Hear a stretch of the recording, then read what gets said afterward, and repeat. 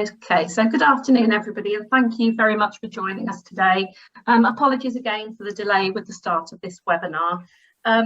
So this webinar is about project-based learning and pre-apprenticeship programmes. My name is Nicola Aylward. I'm Head of Learning for Young People at Learning and Work Institute.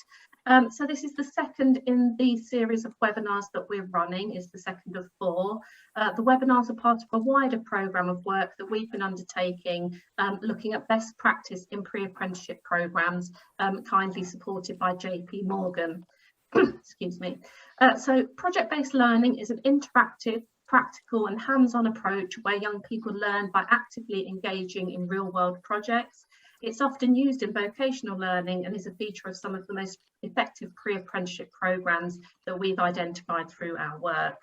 We're really delighted today to be joined by Effie Soltidou.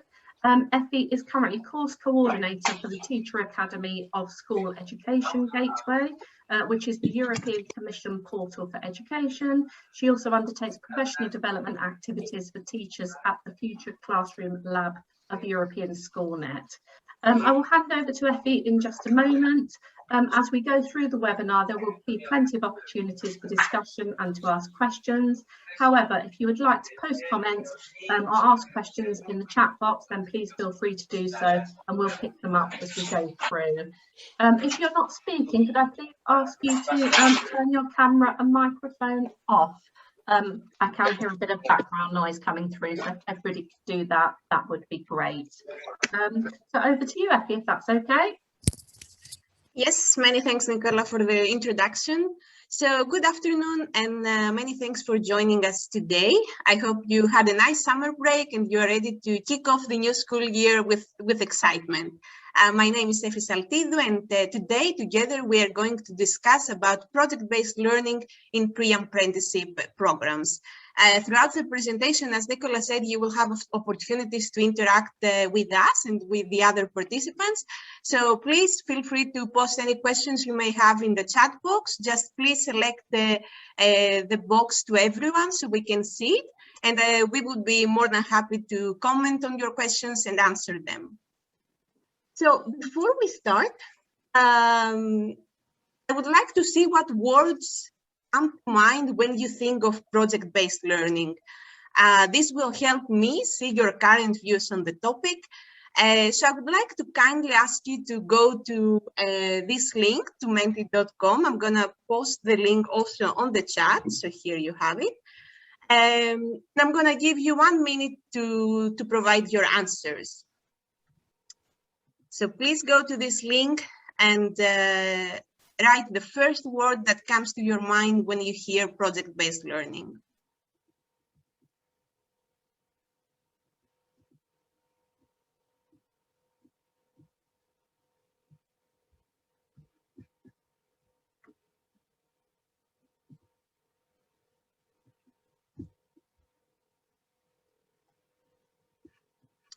We should see them coming here.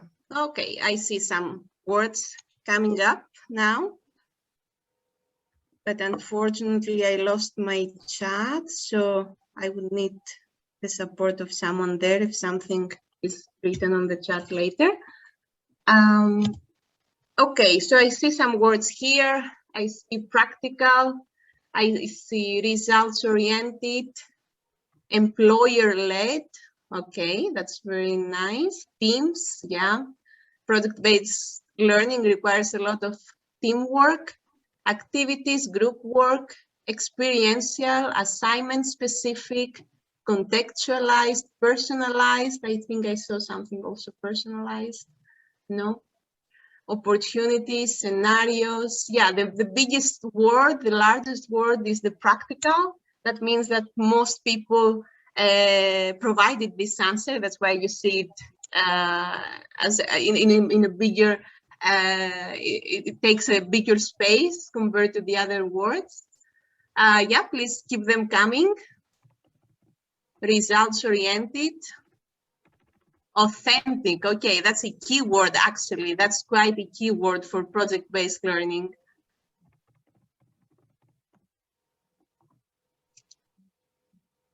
Scenario, sector specific. That's also quite interesting. as a word that you have provided here. Okay, so I will leave also the link open. You can provide your answer also later. Hands-on, nice word, nice submission. Thank you very much. Hands-on, indeed, project-based learning is quite hands-on. I think we are in the same spirit, we are in the same direction, and I suppose that's why you're here. That's why you want to learn a bit more about the practicalities behind the project-based learning, and especially how you can use it in a pre-apprenticeship context.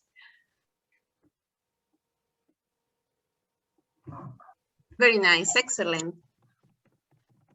So I'm gonna go back to the presentation, but please feel free to continue here and submit your answers the way you see project-based learning. So to start with, I would like to highlight that pre-apprenticeship programs are all about supporting students to discover their personal potential and develop strategies to reach their highest potential. So the same way this ball falls at a specific spot has the potential to bounce to either a shorter peak or a higher peak, a student following a pre-apprenticeship program might benefit with the minimum or maximum way for this professional career.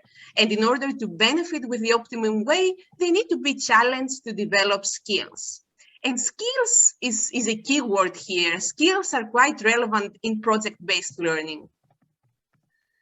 So the European Union has identified 8 key competencies that are essential to citizens for personal fulfillment, a healthy and sustainable lifestyle, employability, active citizenship, and social inclusion. Competencies incorporate a mix of knowledge, skills, and attitudes. This makes them more complex to work with as a teacher compared to simply focusing on our students' knowledge development, for example. And that's why it's a bit more challenging to work with skills and focus on skills development. All key competencies are considered equally important, and aspects essential to one domain will support competence development in another. For example, skills such as critical thinking, problem solving, teamwork, as you very correctly mentioned for project-based learning, communication, creativity, negotiation, analytical and intercultural skills are embedded throughout the key competencies suggested in this picture that you see here.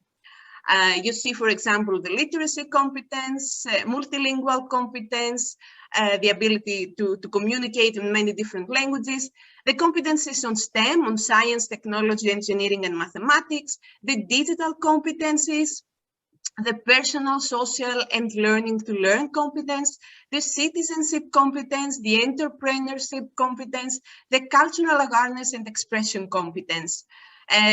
There is a lot of information about these key competencies provided by the European Commission. So if you want to learn more about it, I would highly recommend to read the full relevant publication that I have hyperlinked in the slide. And the presentation, of course, is going to be shared after this webinar. In pre-apprenticeship programs, we focus on 3 things mainly, but also more, I would say. So first of all, the development of digital skills, the learn-to-learn attitudes and skills, and the development of soft transversal skills. The development of these skills could be encouraged if we offer the right conditions for them to flourish, meaning that we create the learning environment and we implement a pedagogical method that challenges students in this regard. So project-based learning is offered as a practical tool to achieve these objectives. But some of you might wonder, what's the difference? I see also the chat here appearing, so I'm going to click this button. Okay, excellent. So some of you might wonder, what's the difference between a project and project-based learning? Is it the same? If not, how do they differ? The goal of this exercise that we're going to do now is to to put the different boxes that you see here, the yellow boxes, under the right column. So please follow me in this exercise, in this activity, and try to make a guess before I reveal the correct answers myself. So interdisciplinary.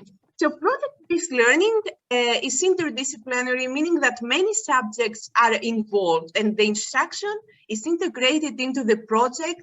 So the project is actually the unit.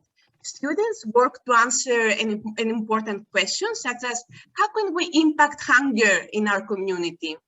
By exploring the question over a couple of weeks or longer, students become immersed in it, pursuing answers from various angles. On the other side, doing a project is subject-based. It's an add-on to the traditional instruction, and it happens usually at the end or alongside the unit. For example, students are asked to use area and perimeter skills to design the layout of the perfect theme park. That's a project, and that requires only math knowledge. Which one do you think it can be done individually? Doing a project, correct. Project can be completed alone or at home, and they don't necessarily require a team to be completed. Public audience is very relevant to project-based learning.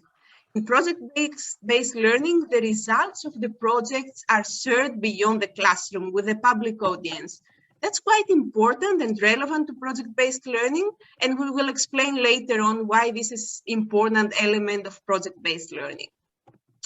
Which one do you think that lacks real-world context?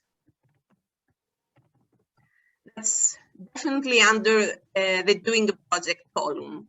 These projects usually remain within the school world and have no impact to or connection within the real world, like the math project I mentioned before. Project-based learning is student-led. It's absolutely driven by student inquiry. The question of how can we impact hunger in our community can lead students to unexpected learning paths with an aroused curiosity, and that's something that we totally want to embrace during project-based learning. As you understand, since doing a project is an individual activity, project-based learning is the one that involves collaboration with peers, teachers, or experts on the topic. While project-based learning requires a public audience, projects can be simply displayed in the classroom. If the project is to make a collage of pictures, for instance, this can very easily be hung on the wall. It was just whirring down, saying connect. Sorry, I hear something. If you could mute yourself, please. Okay.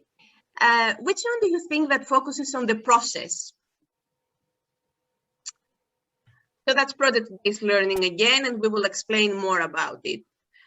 Projects are teacher-led, meaning that the teacher decides the assignment and the students just do them.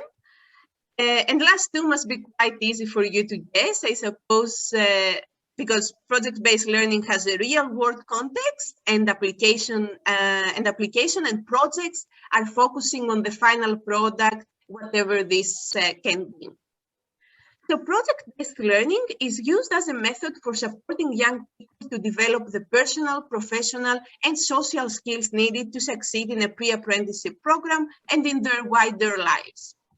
Project-based learning is a student-centered instruction method in which students work together to gain important knowledge and skills by actively exploring and investigating a real-world challenge or problem. Project-based learning unleashes a contagious creative energy among students and teachers. And from the way I speak about it, I think you can see I'm quite excited about this method. You could also see project-based learning as a train whose passengers have to stop in different stations. Firstly, they need to learn together and alone. They need to think critically, considering the information and the data they have after the investigation of a topic they have done, and then create something that could serve as a solution to a problem. The reason why project-based learning is a very meaningful teaching method is because it's based on the needs of the students. It considers also interpersonal relationships, and it triggers an intrinsic motivation as they have a goal to achieve, and that's quite important. Project-based learning blends content mastery, meaningful work, and personal connection to create powerful learning experiences in terms of both academic achievement and students' personal growth. So apart from the theoretical dimension of it, I would like now to dive into the practicalities and explore the 7 essential project design elements with you, as well as the steps that you need to follow to get started. To start with, the project is framed by a meaningful problem to be solved or a question to answer at the appropriate level, of course, or of challenge. An important element of project-based learning is also the sustained inquiry, meaning that students engage in a rigorous extended process of posing questions, finding resources, and applying information. In addition, as you said in the word cloud at the beginning, the project is authentic.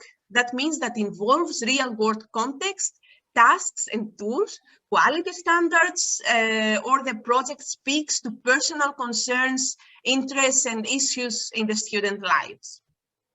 During project-based learning, students make some decisions about the project, including how they work and what they create, and express their own ideas in their own voice. Also, students and teachers reflect on the learning, the effectiveness of their own inquiry and project activities. They provide feedback and they reflect on the quality of their own work, the work of themselves, but also the work of their peers. And they reflect about the obstacles that arise, and they come up with strategies for overcoming them. Not only towards the end, but also throughout the process, students give, receive, and apply feedback to improve the process and products. And the feedback is constructive. That means that it aims at identifying strengths and weaknesses and providing clear steps for improvement. At the final stage of project-based learning, students make their project work public by sharing it and explaining or presenting it to people beyond the classroom. All these elements, if combined well, result in students learning key knowledge, understanding, and skills for success. More information about these elements can be found in the website of Buck Institute for Education, which I highly recommend for project-based learning resources. So please feel free to visit it. So let's see how we can get started. Firstly, we have to pick a theme. The project theme is actually the cornerstone for any project and serves 4 different purposes. It grounds in the real world. It provides the motivation that we need to get started. It guides the investigation process and provides the context for the content to be taught. Students aren't just learning the content because they have to, by establishing through an inquiry process that the information they need to progress in the project is the content which must be taught. They want to learn and it become more receptive to it. So you have to ask yourself, what are my students interested in? Is there a problem or a challenge in your local community or in your school that your students could tackle? Are there experts in your community that students can contact and present their ideas or share their concerns about this problem? All these questions will help you come up with a theme, with the main topic of the project that you want to start. After that, after making a decision on the theme, on the topic of the project, you have to draft the driving question, and that's something actually that we are going to work together in this workshop. So the driving question is the question that you pose to your students to get them to start thinking and investigating a problem or a challenge. Generally, driving questions are focused on solving a problem. For example, how can we decrease our ecological footprint at our school? That's a question, that's a driving question that is focusing on solving a problem. Driving questions have also to be concrete and conceptual. For example, can the decrease in the local bee population be remediated? They also can be debatable. For example, is it ethical to eat meat? Considering that drafting the driving question for a project might be an often challenging task, the tool I'm going to present afterwards might support your endeavors. But all in all, we would say that driving questions have to be open-ended and they have to be not Googleable. So the answer cannot come from a Google search. It has to, the question has to accept many answers. There is no correct answer for this question, for this driving question that you're going to choose at the beginning of your project-based learning, and it has to be a bit challenging and relevant. So the rubric, the tool I said before, is a fun, hands-on way to practice framing initial words, person or entity, action or challenge, and audience or purpose. So let's have a look at this video to learn more about it. This is a story about the birth of the rubric. During a project-based learning workshop in Indiana, I saw my friend Steve Lozer doing an activity with teachers where they used 3x5 cards to design and to refine driving questions for their projects. I thought it was a fantastic idea, but that's a lot of 3x5 cards. Imagine trying to keep them organized. So I started to think, how can we use good old-fashioned paper to do the same activity? Then I got it. And it's called the rubric. Yay! It's self-contained, it stays organized, and it's easy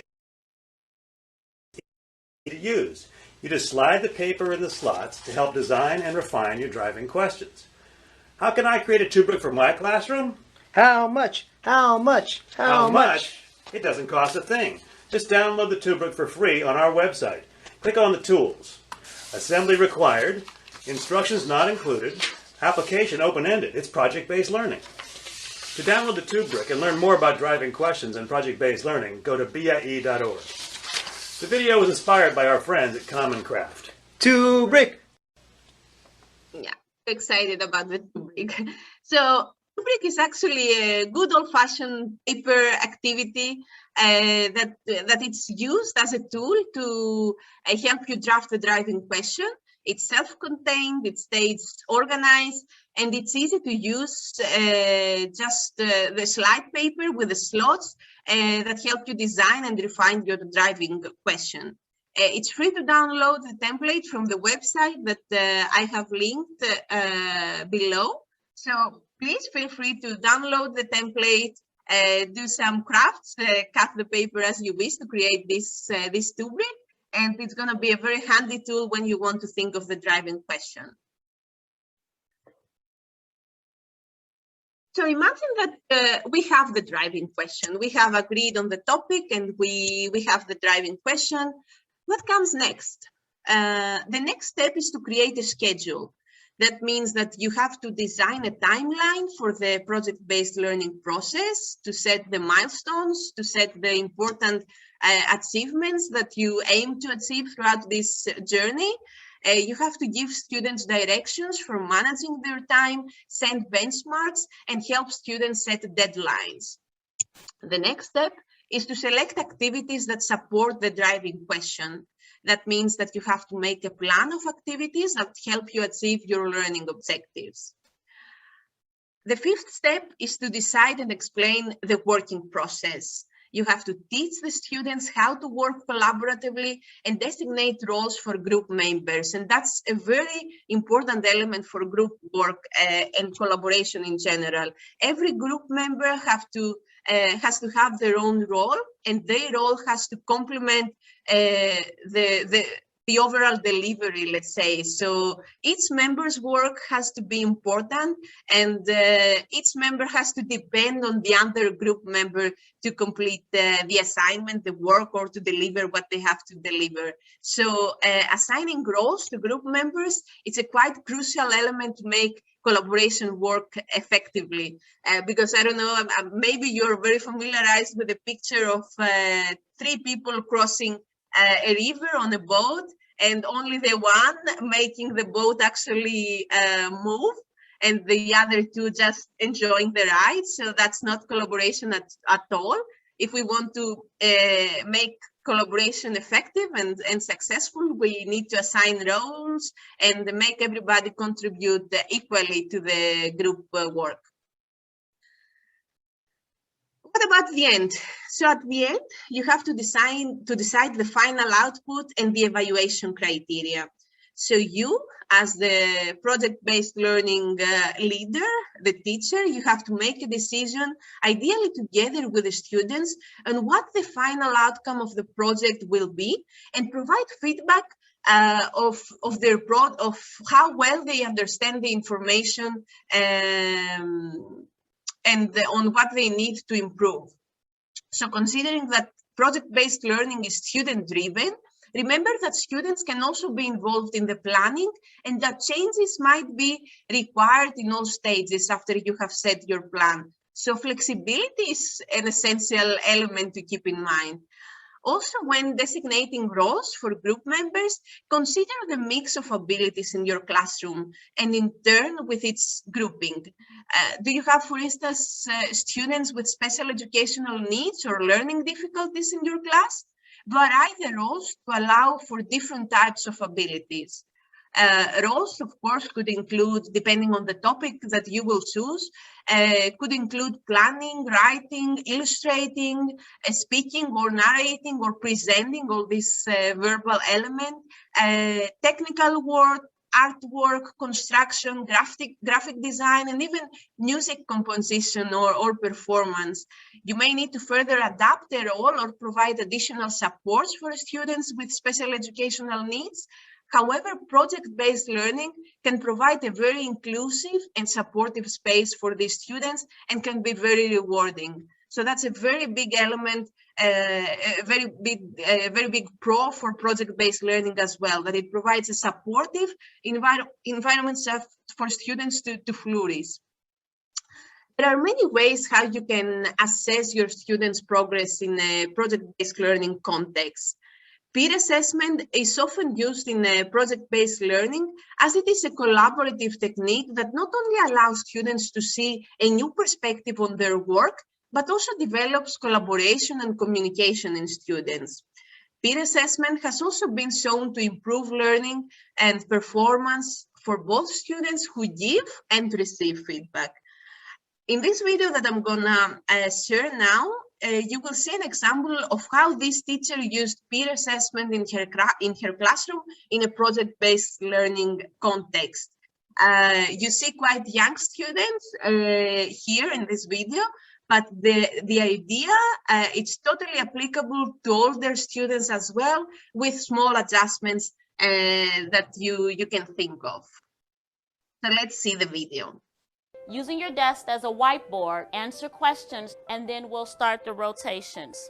The Respond, Reflect, Review protocol is an active engagement activity where students evaluate each other's work. The first part of it, students respond to a given question or prompt.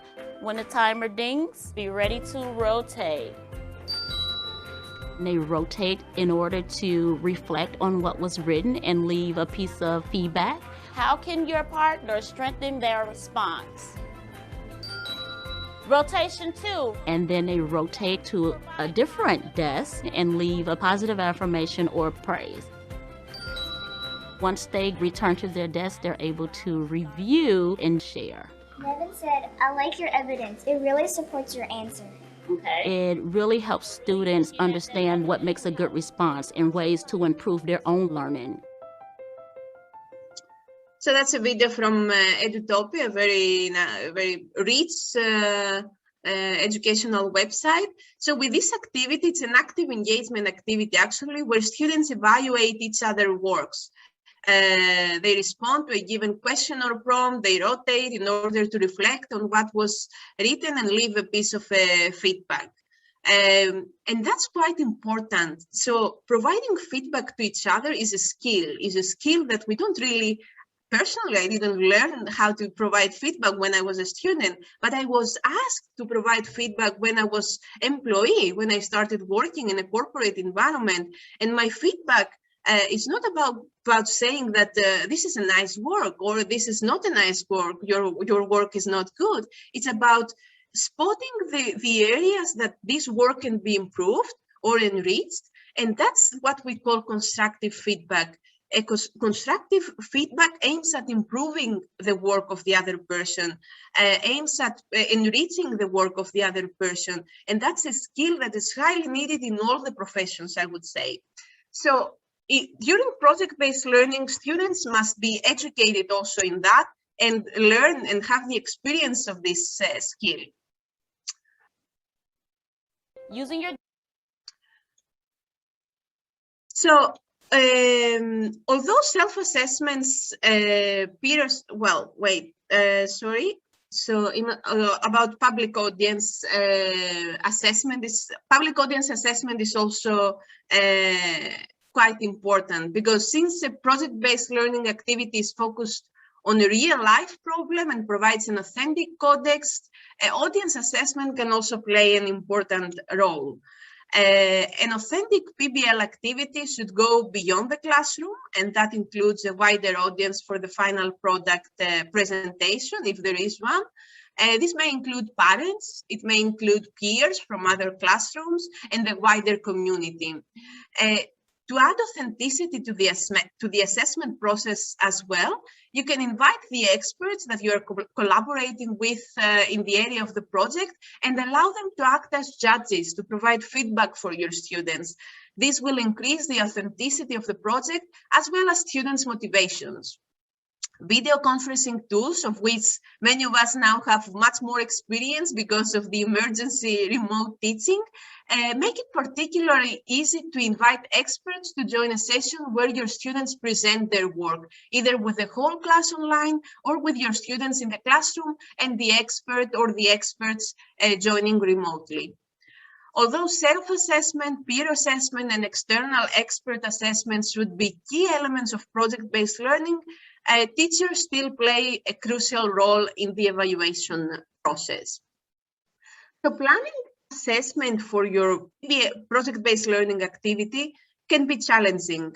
However, project rubrics can be a great way to assist this process, as they are multidimensional and allow teachers to include a range of criteria in a structured and organized way.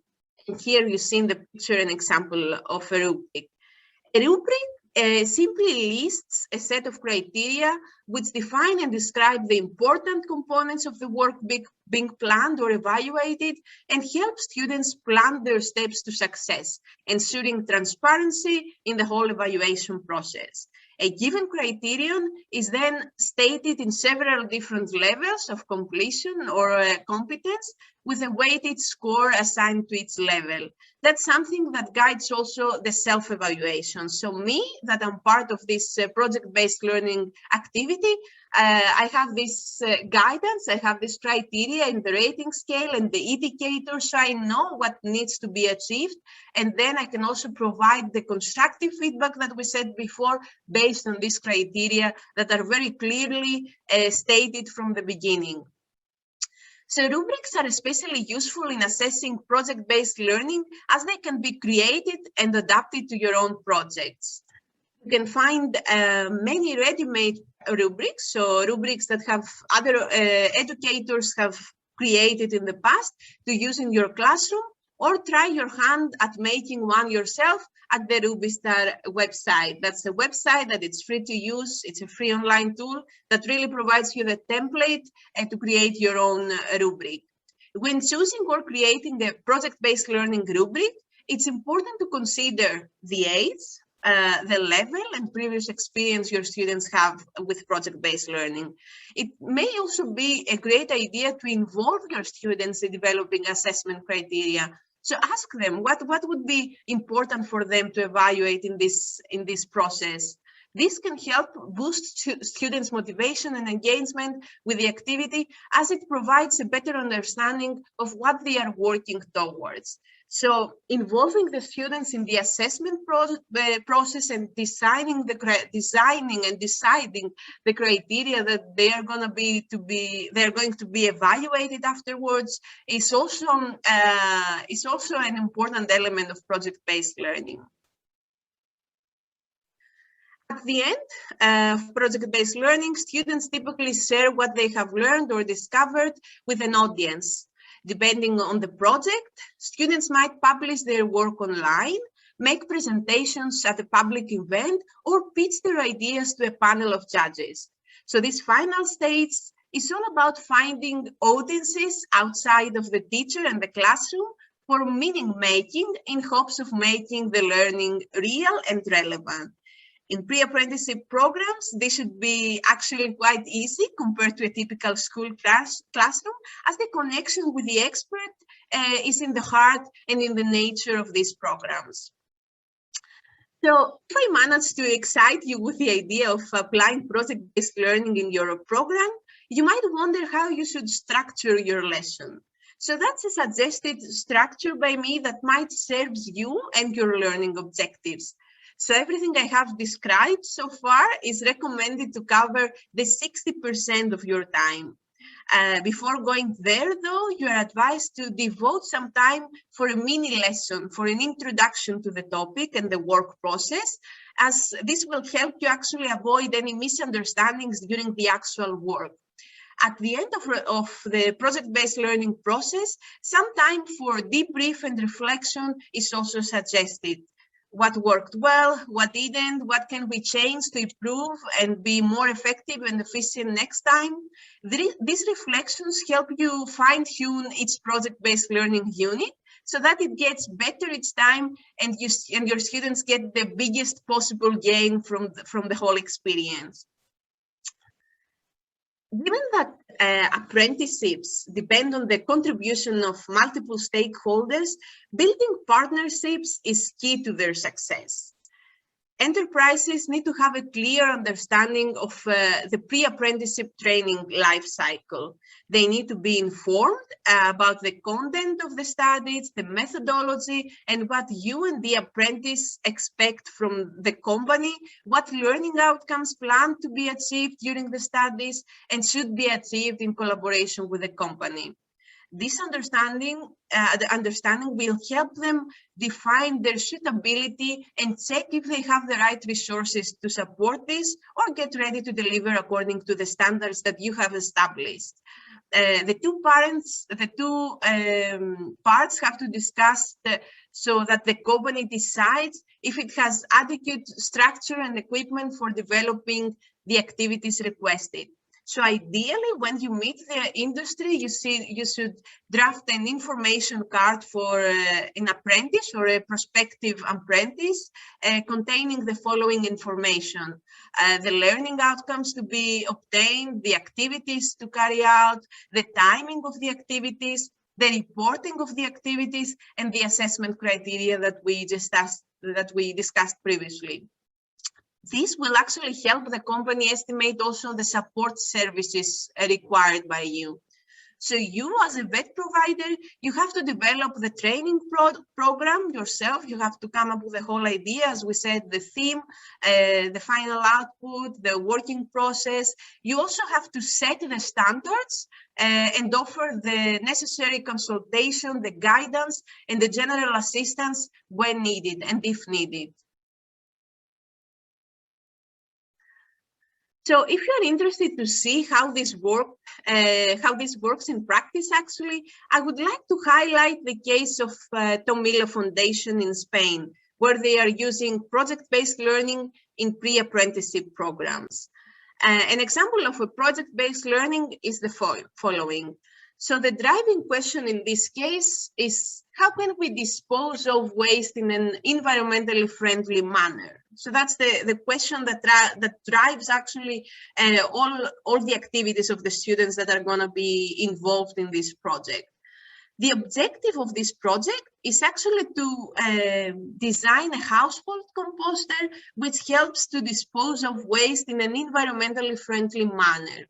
And the benefits, you can see that many different professions can be involved in this project.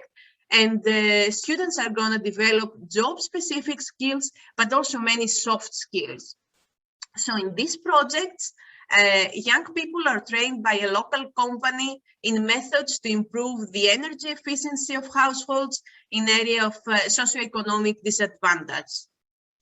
Once they have successfully completed year 1 of the program, young people are going to visit local households and teach the residents of the community ways in which to improve their household efficiency. So there is a real connection with the community, and students are visiting households and people from their neighborhood or from their city to discuss about a real problem. This has benefits for both young people and the communities involved. Through this experience, the young people are positively integrated with the local community and importantly have the chance to put into practice the soft skills they have developed over the course of the pre-apprenticeship program, such as communication, interpersonal skills, and teamwork. So they have to negotiate, they have to discuss, they have to convince. So they have an opportunity based on what they have learned and based on what they have learned with a hands-on way to actually apply this knowledge to pursue, to convince people, to change the mindset of the people, because all the environmental related topics are also related to the mindset of people and the way we see things. So it's about teaching other people as well. So that project comes with many benefits about the students because it's practice oriented, it's quite relevant, it concerns a problem in their own local community. And they have the opportunity to work with others, to communicate with people, and develop in areas that may they didn't have the opportunity to develop if they were just in a traditional classroom setting. So now, and since I'm speaking a lot for quite a lot of time, I would like also to hear your views and actually to give you the opportunity to be active as well in this workshop. So I would like to invite you to join the breakout rooms we have created for you and exchange ideas in order to draft the driving question for your next project. You will have around 15 minutes for that, and you are going to be split, as I said, in breakout rooms. That means that you will meet also some of the other participants. One moderator will be there for you to support and facilitate the discussion. And you can also use this Padlet that you see here to post, or the facilitator will use the Padlet to post the driving question that you will come up with at the end. So actually the goal of this activity in the breakout rooms is to work based on this rubric that I explained before. So you have to draft the driving question considering, of course, your context, your learning objectives, where you would like to focus on. And you have to think, to consider of the different elements that you have to consider for the creation of the driving question. As we said, the driving question should drive the learning, so it should not be answered with a yes or no, and its answer should not be easily found through a Google search. So driving questions will help students to become more curious, to seek more information, and in the process, and develop their skills for problem solving and critical thinking. So you should come up with the framing words. Should you start your question with a how, with a should, or with a could? You should define who will work on that, a person or entity, the action or the challenge. Do you want, how can we build this? Or it's up to you to really to come up with a question, and the audience or the purpose of the activity, of the action that you're trying to tackle. So if we are ready, I would like to get split it in breakout rooms now. Could you confirm someone if we are ready to be split it? Effie, could I just ask that you put that link for the Padlet into the chat as well? Yes, I don't think we can link to it from the slide, or maybe Yes. it's just me. Let me do it. Thank you.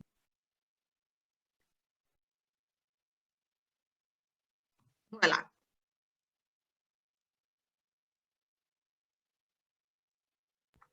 Thank you.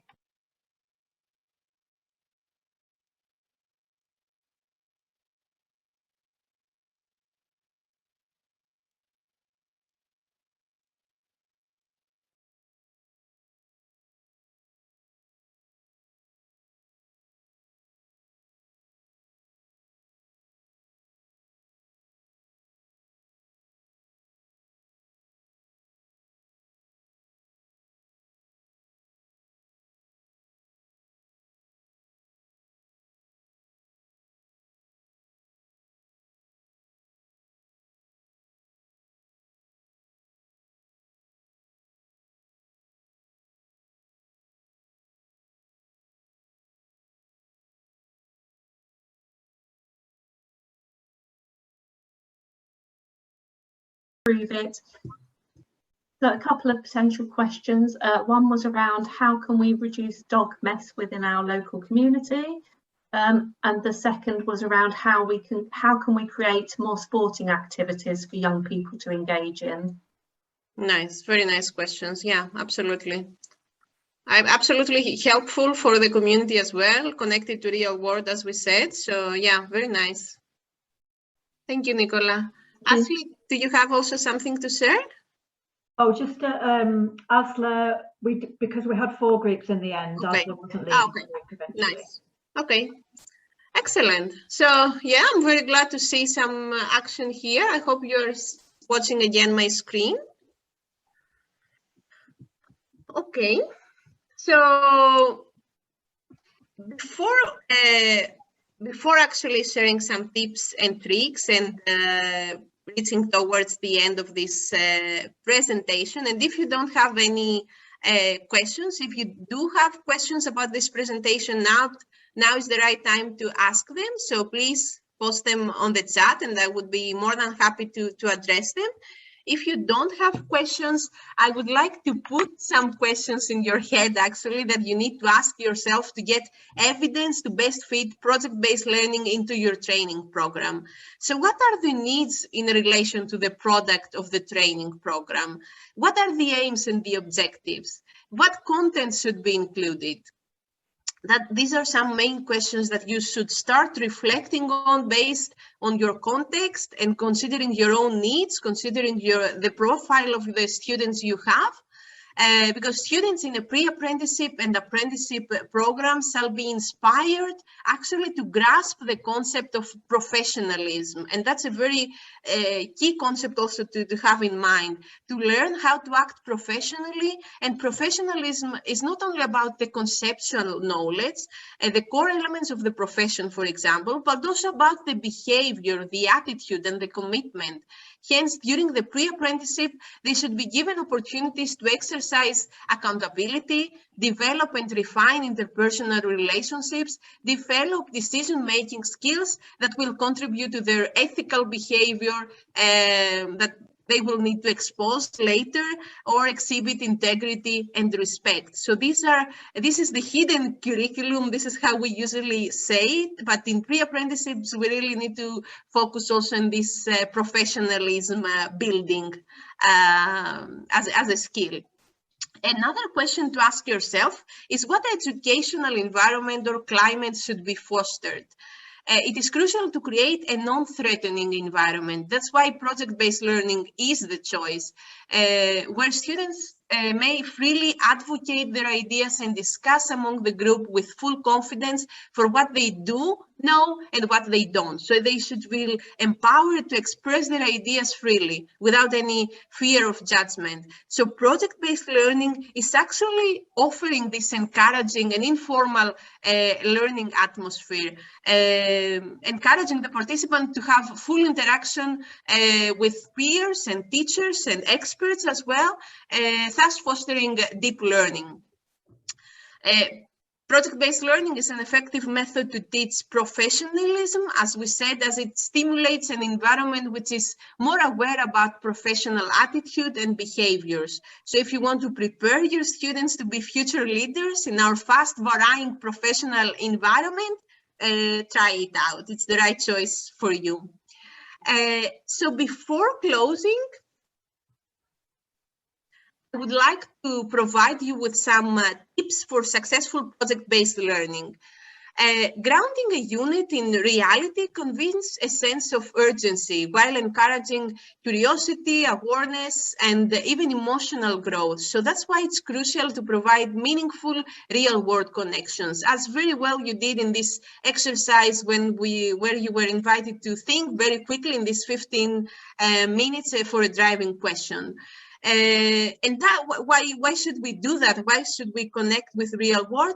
Because we don't want to hear again the age-old question of why do we have to learn or do this? So when students have connection with the reality and they see that what they are working on is quite real and it's quite meaningful and it's connected to the real world, they don't wonder about why they have to learn or do this. They have the excitement to do this. So to boost engagement and class connectedness, give students also the opportunity to work together creatively. So each one can voice opinions and test ideas.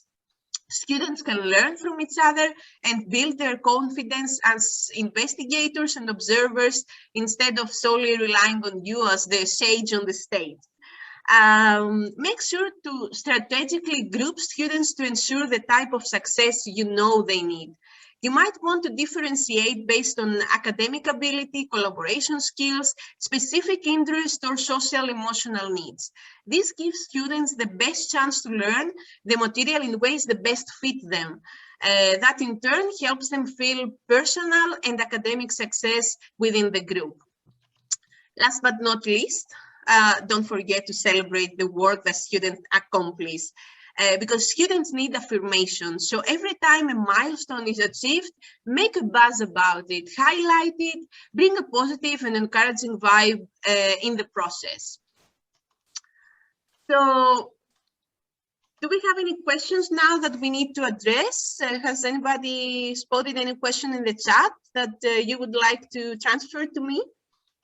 We don't have any questions in the chat, I don't think, Effie, but now's an opportunity if people want to turn the microphones on and ask questions directly. Sure. I've got a question, if that's okay, Effie, while people are thinking. Sure. It strikes me that one of the main benefits of project-based learning is really giving young people in particular the independence and the confidence to implement their learning quite independently. So what would you say is the role of the teacher? Is it very much around facilitation and support rather than directing learning in a more traditional sense? Exactly. So the role of the teacher in this process is, as you said, it's the facilitator. So it's there to guide and support the whole process after setting the work plan, let's say at the beginning. So they set the work plan in agreement with the students. They say the teacher sets the criteria based on which the students are going to be evaluated. He actually or she actually makes the agreement with the students of what needs to be done, and then they are there to support the the working process. They are there to facilitate the work, to jump in if any further support is needed. But the goal is really to become students to become independent so they can work by themselves, and also at the same time develop these skills, as you said, the professionalism also I mentioned before. It's about taking ownership, being responsible, come up with solutions in problems that you might face that you have not really predicted. So yeah, role of the teacher is really the facilitator. Thank you, Effie. And I think linked to that, one of the things that really struck me that you said was around involving young people in defining the assessment criteria. And I can see that would be really beneficial in terms of enabling them to really reflect upon the progress that they made. And I guess that's something that you'd review as you go through the project-based learning at various stages. Yeah, exactly.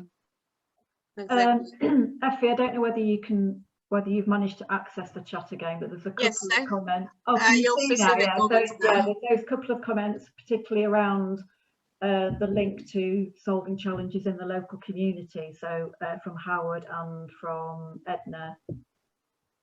Exactly. That's why I mentioned before that if you want to see your students as the future leaders, connecting them with the real world, with the community in a small area. It doesn't have to be a huge area of people involved in the neighborhood or in the village that they may live. That makes a huge difference to see the impact that they can have in future decisions. And that's really about empowerment and realizing that you can make a difference. You're not just there to like accept commands from someone superior of you, but you can also change things. You have the power to suggest ideas. Your ideas are valued and are highly appreciated, and you may consider of a solution that nobody else has thought before. So it's really about empowering students to have the confidence that they need to make a difference in any challenge they might be called to support. Effie, can I just ask a question? Sure. Is there any specific tools or any good tools that would be useful for pulling out the young people's skill sets? You know, the young people sometimes don't talk, or they won't say, well, I'm really good at this. Or so is there any tools that you could use that would pull out that information from young people? From students that are, so from a specific profile of students? Yeah. So if you're starting up, say, a problem-based learning project, okay, and you have a group of 8 people, but you're not quite sure where their skills are, is there any tools or questionnaires that you could use to pull that information out? Yeah, I mean, as a teacher, you can create the questionnaire to really try to understand the students based on like where do you want to go with project-based learning. Questionnaire is a very handy tool, I would say, that the teacher can create, or they may find online really ready-made questionnaires. Or it depends also on about how I totally get your question, because you need to know your students to better facilitate their learning. So yeah, indeed, some time is needed at the beginning to get to know them. So either with I don't know, ice-breaking activities that you can plan at the beginning, or as you said, questionnaires, or small challenges like that don't require a lot of time to really see their skills in action. So yeah, these kind of things might help you better connect and learn the profile of your students and the skills they have, so you can assign the relevant roles and support them. Okay, thank you. Martina, a few years ago at Learning and Work Institute, we developed a resource called Valuing My Skills, which is really around, I guess, getting young people to think about their interests and some of the skills that they might have developed at home or through social activities, and how they can potentially link to the world of work. We can send a link round after this session that might be of use for you. Yeah, that'd be perfect, thank you. And Howard's actually suggesting that is something that we could do arising out of this programme quite specifically, which I think is a very good point. Very good. Great, Yes. we have a few minutes left, so if there are any further questions for Effie, we do have time now.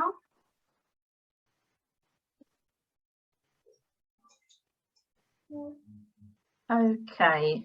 I see also some interaction in the chat. So also learning from each other is always more than welcome. I'm sure you have resources and ideas. So please feel free to share them. Also, we are all connected online, and definitely we are all learning from each other. So that's very important to do. If you have a strategy that works, share it so you can help other colleagues to improve their practices, save time, be more efficient, and provide more value to their students. So if there are no other questions, I would like to close with that. If you're still wondering why you should bother with project-based learning, the answer is only one. We live in a modern world sustained and advanced through the successful completion of projects. So for most modern workers, it will be a series of projects that mark their career rather than a year of a service to a specific organization. So project-based learning prepares students to accept and meet challenges in the real world, mirroring what professionals do every day. It also improves students' attitudes towards education, thanks to its ability to keep students engaged. For many instructors or VET providers, project-based learning is a stark contrast to the traditional education they experience themselves. So change takes time and is seldom without apprehensions and challenges. So if you are a newbie in this area, try to start with baby steps. Instead of planning, for instance, a massive project, the learning process can be made more manageable by chunking the project into smaller parts, with frequent checkpoints built into the timeline. Instead of a traditional summative exam, authentic assessments can be developed by communicating with professionals in the field regarding what a presentation would look like related to the particular project. And project-based learning is not an approach you master in a matter of weeks or even months. It's a journey that unfolds year over year as you develop your practice, learn alongside your students, and grow with experience. So you are also developing in this area when you join this project-based learning journey. As a successful entrepreneur, Richard something said, I don't remember the surname, you don't learn to walk by following rules, you learn by doing and by falling over. So this school year, since it's the beginning of the school year as well, let's do that this school year. Let's do and fall over and redo. So yeah, that's from my side. If there are any questions, very happily to address them. Thank you, Effie. That's fantastic. So yes, final opportunity, I think, for any questions that you'd like to pose to Effie.